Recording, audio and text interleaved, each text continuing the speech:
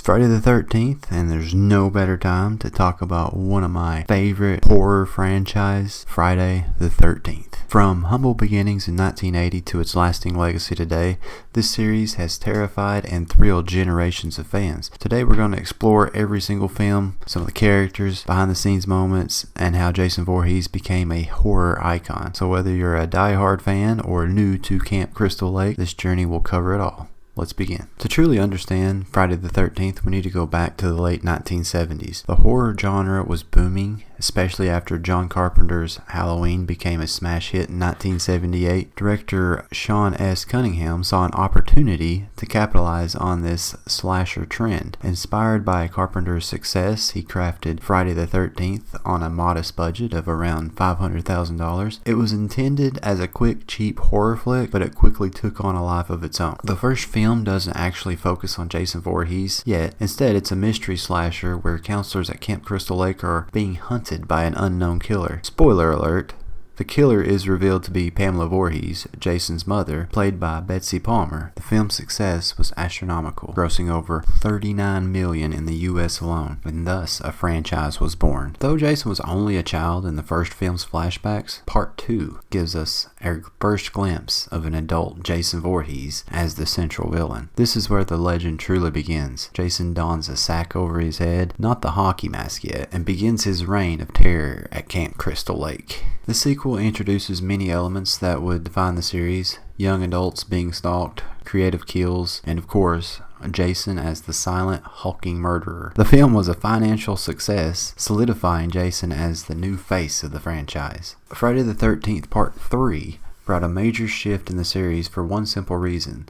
This is where Jason first puts on his now famous hockey mask. It also played a part in the early 80s 3D movie craze, which drew in audiences for its in-your-face effects. The mask, the machete, and the silent killer had all come together, creating the Jason we know today. Interestingly, the filmmakers never intended for Jason to wear the mask originally. It was more of a on-the-fly decision, but it quickly became iconic. Part 3 was another hit, earning over $36 million and furthering Jason's legendary status. The franchise's fourth film was aptly titled The Final Chapter, and it was marketed as the end of the series. Spoiler, it wasn't. However, this film is a fan favorite and sees Jason finally being killed by a young boy named Tommy Jarvis, played by Corey Feldman. Despite its title, The Final Chapter did so well at the box office, grossing over $32 million, that the studio couldn't resist bringing Jason back for more sequels. And to point something out, my two favorite Friday the 13th films is the third and the fourth one. Like those two together, I love it. That's my favorites. After The Final Chapter, the fifth film, A New Beginning, tried something different. It doesn't actually feature Jason as the killer, but a copycat.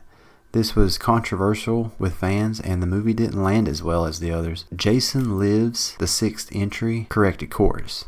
Jason is resurrected as a near supernatural force, essentially turning him into a zombie-like creature. This movie leaned into the campiness of the series and brought in more humor, which vitalized the franchise. Friday the 13th, The New Blood, introduced a new twist: a protagonist with telekinetic powers who faces off against Jason. This change was an attempt to shake up the formula, but reactions were mixed. The next installment, Jason Takes Manhattan, promised big city scares, but only a small portion of the film actually takes place in New York. The majority was still set at Crystal Lake, and fans were disappointed with the misleading marketing. Despite the backlash, the film still has a dedicated fan base for its creativity and fun approach. In Jason Goes to Hell, the ninth film, Jason is supposedly killed for good. Again, the film attempts to introduce a mystical backstory about Jason's immortality, but it was seen as one of the weakest entries in the series. Then we have Jason X, which is often regarded as one of the strangest entries in the series. Jason is frozen, awakens in space, in the future,